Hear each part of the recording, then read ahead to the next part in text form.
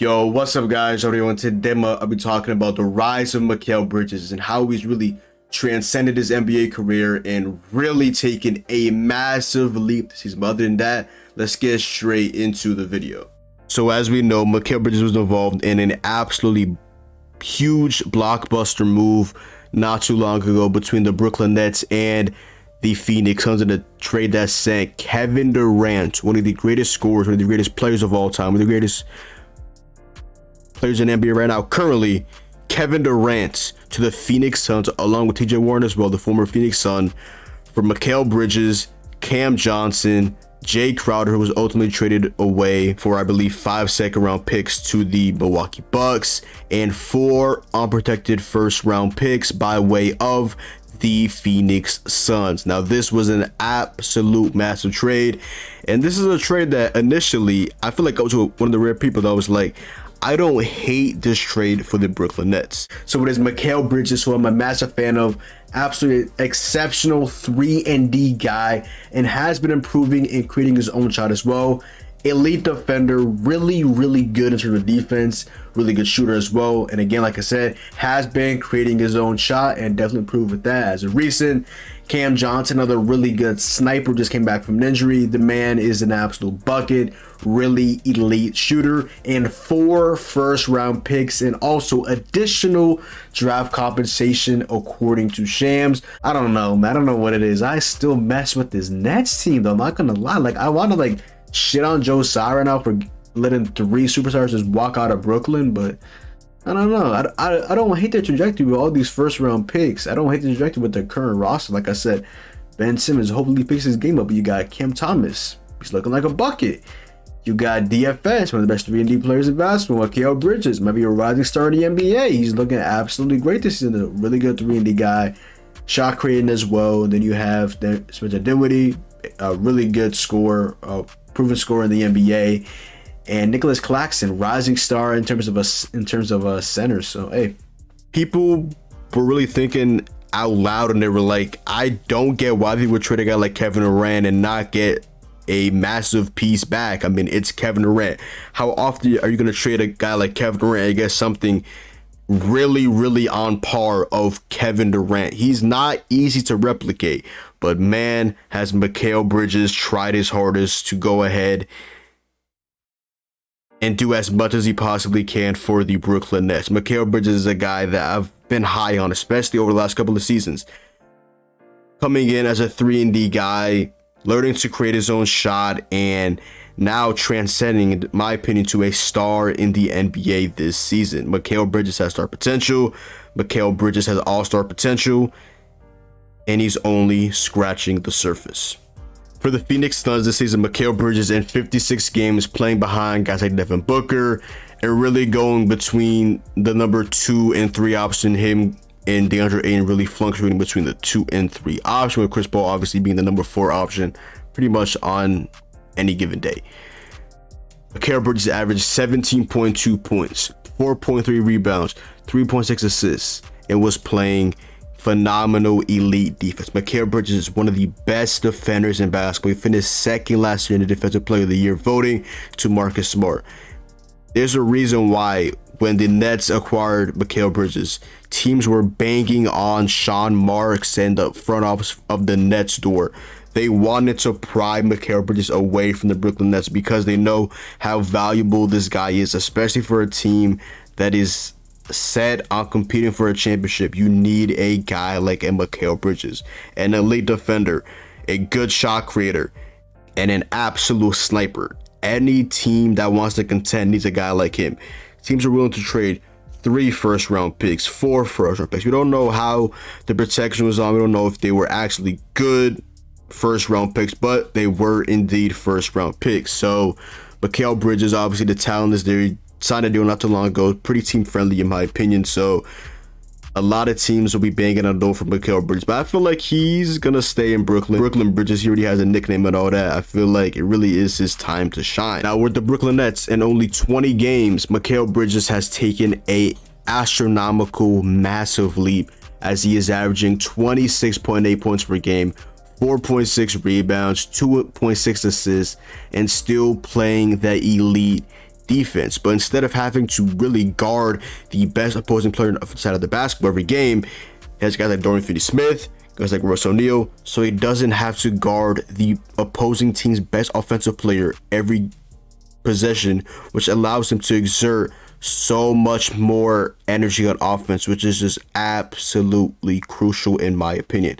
Before I share with the Brooklyn Nets, Mikal Bridges led the NBA, and I believe guarding, at least minute-wise, the most All-NBA or All-Star players in the league this season. His assignment every game with the Phoenix Suns was to guard the opposition's best offensive player and also be there as well to create his own shot, get to the rim, and be an excellent catch and shoot player as well. Like I said earlier, I really thought Mikal Bridges was going to be that guy for the Brooklyn Nets, but I did not think he was going to be this good this quick. His also ability to get to the free throw line as well is extremely underrated in my opinion. He just had back-to-back games where he had 12 free throws and 10 free throws as well. And he also is one of the best free throw shooters in basketball as well. So when he's going to the line, it is basically automatic. Just came off a 44-point game against Orlando Magic, where he had 44 points on 13 of 22 from the field, 6 of 9 from 3, and he synced also his free throws. Then he had another game as well, not too long ago against the Cavs, where he dropped 32 points, 11-19 from the field, 2 of 7 from 3, and he made all 8 of his free throws. Then he had his career game against my Miami Heat, where he absolutely dismantled us with 45 points on 17 of 24 from the field, 4 of 6 from 3, and he made all 7 of his free throws. He was doing this by way of getting to the rim, getting to the line, getting to the mid-range shot, sinking his three-point shots. Mikal Bridges is another one of these guys that feeds off of the mid-range shot. He gets to his spots, he can fade off of his shot, and it is absolutely pure. Maneuvers right through screens, maneuvers right through the court, get to his spots, and the midi is absolutely money. Again, he's also a phenomenal catch and shoot guy, so he can play off the ball, he can play on the ball. He's just a phenomenal get for this Brooklyn Nets team. Losing Kyrie, losing KD is so hard to replicate, and Mikal has not replicated that, but he's done his absolute best, and Nets fans absolutely love him because he's been absolutely dynamic.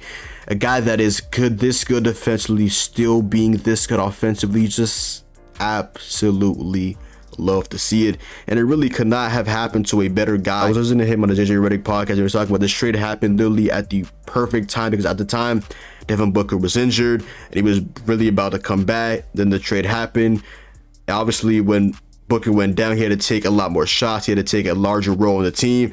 Earlier on, when Booker was really was averaging really the same amount of points, wasn't as he really should have been, and then something clicked, started being ultra aggressive, and that is when really after that he started to take off. Then the trade happened, went to the Brooklyn Nets. He's the number one guy, and he has been hooping his ass off. Mikal Bridges is a young star in this league. My opinion, I do think he will be a future All-Star as well. The guy is an absolute tremendous talent, a tremendous gift for the Brooklyn Nets. Again, there were talks about why the Nets didn't go out and get a guy like DeAndre Ayton in the trade with Kevin Durant. They already have their center of the future in Nicholas Claxton. Nicholas Claxton is a DPOY candidate, one of the best defenders in basketball, and improving on his offense year by year. Only thing about Claxton is he really needs to work on his shooting, especially his free throw. He's a little hitch in his free throw shot, which I feel like every single game the opposing team gets called for a lane violation because he has a little hitch, like a Markelle Fultz hitch. When the jump shot was absolutely cooked. I remember that one game against my Miami Heat where he literally pump faked on the free throw. Yeah, that's Nicholas Claxton right there. His little hits in his free throw shot as well that really throws everybody off. He needs to fix that, but he's really good around the rim, really good rebounder as well, and an absolute elite shot blocker in this league as well. So I really don't know why people thought they weren't gonna get DeAndre Ayton when they already have Nicholas Claxton, but from the jump, it was always Mikal Bridges, and he has definitely been absolutely hooping, and I'm so happy for this guy. Just his ability really to now be the number one guy, the guy the team scheme against, and still be able to get to his spots, the mid-range, the catch and shoot, attack the rim, get to the line, elite defense, elite hands. Like, what is there not to love about Mikal Bridges? I'm telling y'all, man, he is a rising star in this league, and do not be surprised in the near future if this guy is an all-star. He just has this infectious smile, and He also has this amazing 3-point celebration as well, where he got from the Padres, I believe, during their playoff run when superstar Manny Machado of the San Diego Padres. This little celebration where they would go ahead and just nod their head. Mikal Bridges has his own celebration as well. I've seen a couple of videos of him explaining about this. He just randomly started doing it, and it really ended up sticking. And then when I first started, I'm like, what is Mikal doing? But then I saw his videos. I'm like, oh, okay. I tapped in with all that, and I found out that it was from the Padres and was a little celebration. He would do his own little twist to it, where he would put 3 fingers up and nod his head, and I'll put the video on the screen. You guys will see what I'm talking about. But yeah, shout out to Mikal Bridges, man. This could not have happened to a better guy. Just really happy to see him go out and absolutely hoop.